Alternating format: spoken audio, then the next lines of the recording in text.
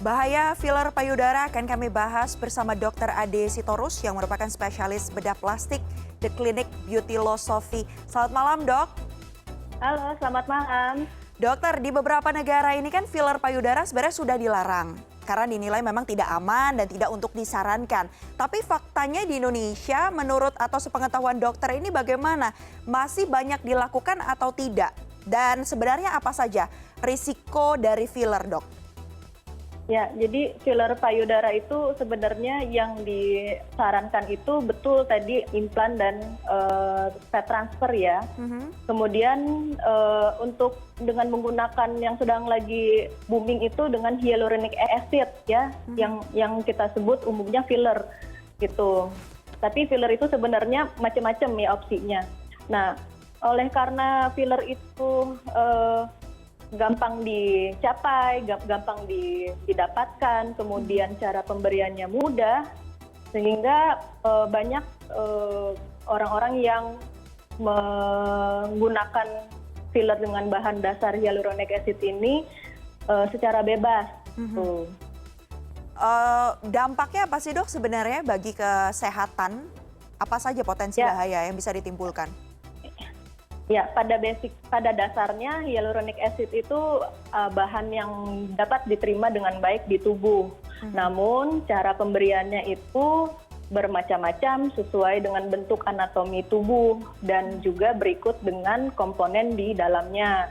Seperti kalau hidung di bawahnya itu ada tulang dan tulang rawan, sehingga pada pemberiannya itu memang aman. Tapi sebaiknya sangat disarankan dilakukan oleh dokter yang sudah mengetahui secara anatomi. Karena anatomi itu tidak hanya berhubungan dengan tulang ataupun tulang rawan, tapi juga dengan pembuluh darah, kemudian saraf. Oke. Kalau tadi dokter sempat sebutkan juga ada yang namanya implan, kemudian juga silikon, tapi memang filler ini lebih dipilih karena bahannya lebih mudah didapatkan. Tadi dokter sampaikan juga bahwa filler ini bisa dilakukan asalkan dilakukan dengan tenaga ahli begitu, dokter yang tepat. Tapi masih ada potensi risiko yang bisa ditimbulkan ya, Dok, walaupun dilakukan dengan aman sekalipun. Ya, jadi kenapa dikatakan sangat disarankan ya, ini harus ditekankan, sangat disarankan dilakukan oleh dokter ya, karena sudah kami ini dokter-dokter ini sudah melalui pendidikan mengetahui bentuk anatomi ya, baik itu pembuluh darah maupun saraf. Jadi sangat disarankan untuk dikerjakan oleh tenaga ahli yang bersertifikasi. Ya, yang itu bisa dicek sekarang di internet ya, dokter-dokter yang sudah bersertifikasi dengan menggunakan nama lengkap dan supaya pengerjaannya juga aman, steril terutama, karena walaupun bahan itu dapat diterima dengan baik oleh badan, tapi kalau pengerjaannya tidak steril, kemudian cara memasukkannya juga tidak safe, yaitu akan membawa bencana untuk si konsumennya gitu. Kita bandingkan dengan silikon dan juga implan, Dok. Ini fungsinya akan beda atau tidak dengan filler yang ada hasil akhirnya kemudian? Ya, perlu diketahui bahwa implan itu juga bahan dasarnya silikon. Tapi silikonnya itu yang medical grade dan dia sudah ada kapsul ya yang mengitari si silikon medical grade tersebut. Yang sekarang yang sangat disayangkan masih beredar itu adalah silikon bentuk cair yang itu sangat-sangat sudah tidak lagi digunakan ya, dan sebaiknya tidak digunakan. Dan sayangnya adalah silikon cair ini masih beredar terutama di tempat-tempat yang seperti salon, seperti klinik-klinik yang orang juga tidak tahu itu bahannya apa, ternyata itu bahannya silikon gitu. Berarti potensi bahayanya kurang lebih sama ya, Dok, ya, bisa juga berakibat merusak organ yang ada, jaringan yang ada di bawah kulit, begitu ya, Dok? Betul, bedakan antara silikon dan hyaluronic acid. Hyaluronic acid itu sudah diklaim dia dapat diterima oleh badan, hanya saja pemberiannya juga harus hati-hati. Ya, tapi kalau silikon cair begitu dia dimasukkan ke dalam badan, dia dapat memberikan reaksi radang ya, kita sebut inflamasi. Dan silikon cair itu dia sifatnya intermingle di antara jaringan, begitu. Sehingga ketika silikon itu ingin dikeluarkan, pasti masih ada sisa-sisa yang tertinggal di sekitar jaringan tersebut dan akan terus mengalami peradangan. Gitu. Baik, ini menarik sekali. Ketika kita memasukkan satu bahan kimia, bisa kita katakan ya dok ya, ke dalam tubuh, itu pasti akan ada reaksi yang terjadi dalam tubuh.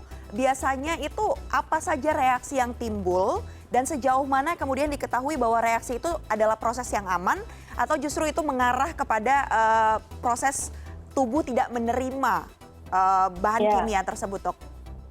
Ya.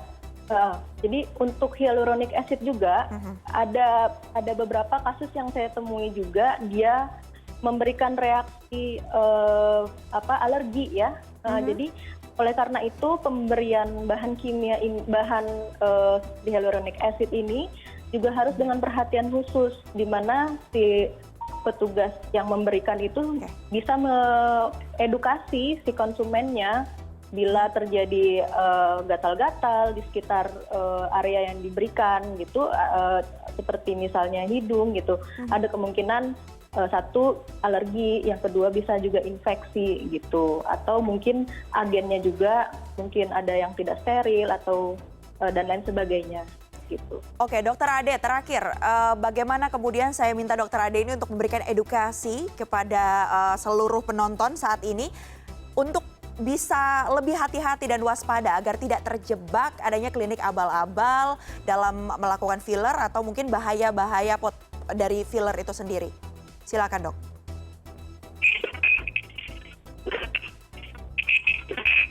Dokter? Baik, bisa mendengar suara saya, Dok?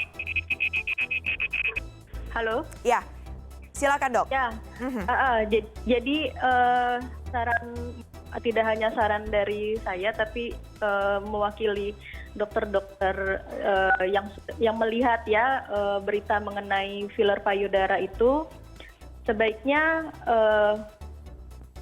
lakukanlah tindakan kecantikan ya. Jadi tindakan kecantikan itu jangan dianggap sepele, karena tindakan kecantikan apapun juga itu tetap ada resiko efek samping atau sampai juga dengan komplikasi. Sehingga konsumen juga harus mengerti apa yang akan dilakukan pada dirinya, obat-obatan apa yang akan dimasukkan ke dalam si diri konsumen tersebut ya. Sehingga memang sangat disarankan pengerjaannya itu sebaiknya oleh dokter, apalagi untuk tindakan yang spesifik seperti filler hidung, kemudian filler di tempat lain, dan untuk filler payudara memang tidak disarankan ya, kecuali yang mengerjakan adalah di sini dokter spesialis bedah plastik ya. Jadi sebaiknya bersabar kalau ingin mendapatkan terapi kecantikan, dan lakukanlah di dokter yang sudah bersertifikasi. Baik, jadi kenali dulu apa saja resiko yang bisa ditimbulkan, termasuk juga kenali kondisi dari tubuhnya, karena faktanya tidak bisa semua orang menerima bahan-bahan kimia tersebut ya dok, yang bisa dimasukkan ke dalam tubuh untuk proses kecantikan itu ya dok ya.